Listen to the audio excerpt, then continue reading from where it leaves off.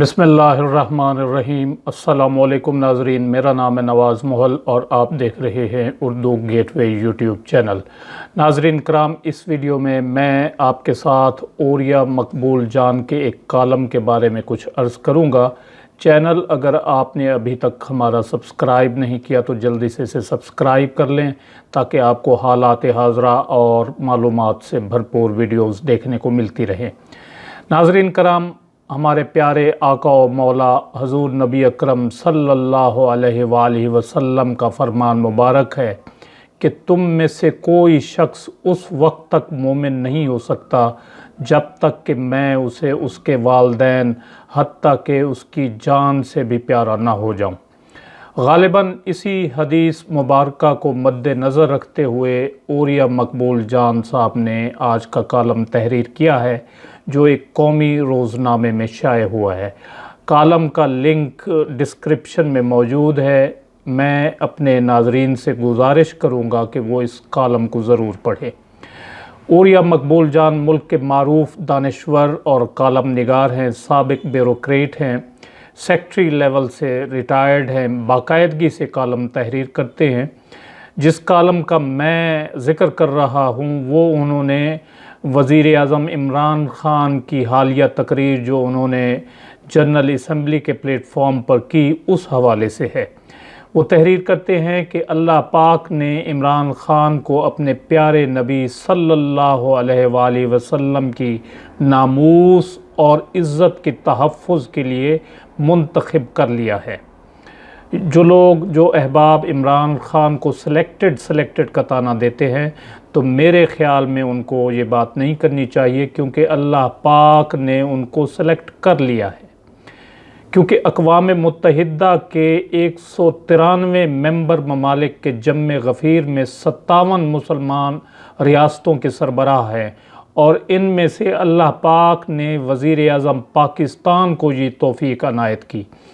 انہوں نے لکھا کہ جس طرح عاشق رسول علامہ اقبال رحمۃ اللہ علیہ نے غازی علم الدین شہید کی میت کے سراہنے کھڑے ہو کر یہ تاریخی فقرہ کہا تھا کہ ایک ترکھان کا بیٹا آج ہم پڑھے لکھوں سے بازی لے گیا اور ہم دیکھتے ہی رہ گئے۔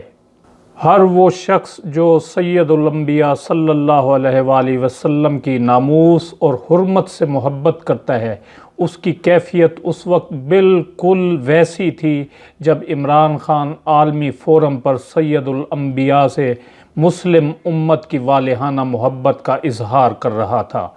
ایسے میں میرے پاس اسے نظر کرنے کے لیے آنکھوں میں ڈباتے ہوئے آنسوؤں کے سوا کچھ نہیں تھا۔ کون ہے جس کا دل زخمی نہیں ہے، جس کی راتیں برسوں سے بے خوابی میں نہیں گزرتی کہ اس کے پیارے رسول صلی اللہ علیہ وآلہ وسلم کی شان میں روزانہ گستاخی ہوتی ہے اور وہ بے بس و لاچار ہے، اس کے بس میں کچھ نہیں۔ وہ پکار کر بتانا چاہتا ہے کہ میں اس مدینے والی سرکار سے اپنے ماں باپ، بہن بھائی اور اولاد سے زیادہ محبت کرتا ہوں۔ یہ میرا آخری سرمایہ ہے، یہی میرے ایمان کی جمع پونجی ہے۔ لیکن اس کی آواز صدا بصحرا ثابت ہوتی ہے۔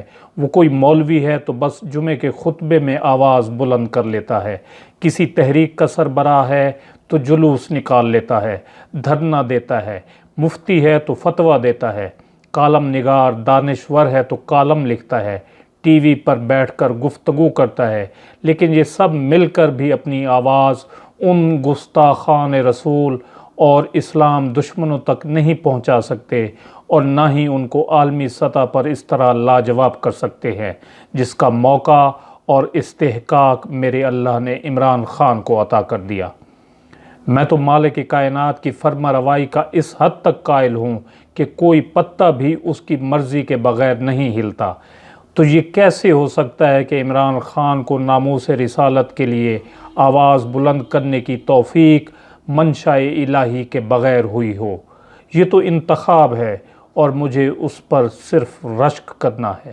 انہوں نے مزید لکھا اپنے کالم میں کہ عمران خان کی تقریر ایک بہت بڑا واقعہ ہے۔ یہ دو وجوہات کی بنا پر زیادہ پر اثر ہے۔ جادوئی تاثیر رکھتی ہے۔ پہلی وجہ یہ ہے کہ وہ اسی مغرب کی تہذیب کا ہیرو رہا ہے۔ اسے یورپ کے نوجوان لڑکے لڑکوں نے دہائیوں تک اپنے دل کا شہزادہ بنائے رکھا۔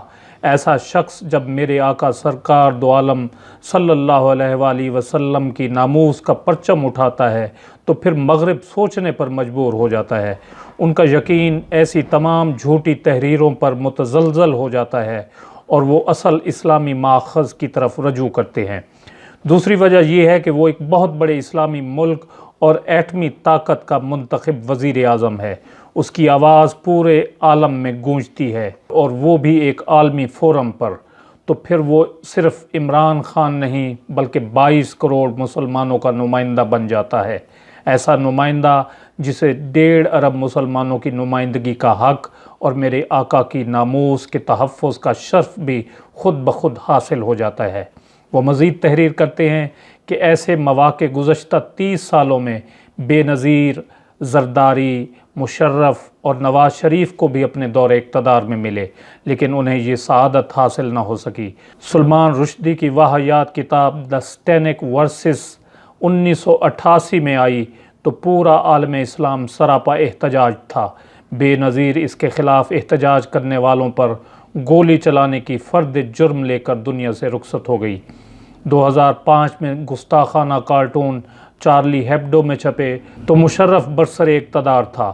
پھر زرداری اور نواز شریف دور میں بھی بار بار چھپتے رہے۔ یہ سب حکمران اپنی خاموشی کی FIR لیے اللہ کے حضور جانے کے منتظر ہیں۔ ہر ایک کو اقوام متحدہ کا یہ فورم میسر آیا، سب نے تقریریں کیں لیکن ان کی زبانیں گنگ رہیں۔ انہوں نے آگے مزید لکھا کہ میری حالت تو اقبال کے آنسوؤں سے بھیگے چہرے والی ہے کہ ساری زندگی ناموس رسالت پر لکھتے بولتے رہے اور ایک مغرب زدہ کھلاڑی بازی لے گیا۔ جی ہاں ناظرین کرام، ایک مغرب زدہ کھلاڑی بازی لے گیا جسے اپنے ملک میں یہودیوں کے ایجنٹ اور پتہ نہیں کس کس قسم کے القاب سے نوازا جاتا ہے۔ تو ناظرین کرام، یہ تھی آج کی ویڈیو، جو امید ہے آپ کو پسند آئی ہوگی، جسے لائک اور شیئر کرنا نہ بھولیں اور اپنی رائے کا اظہار کمنٹ سیکشن میں ضرور کریں۔ اپنا قیمتی وقت دینے کا بہت بہت شکریہ۔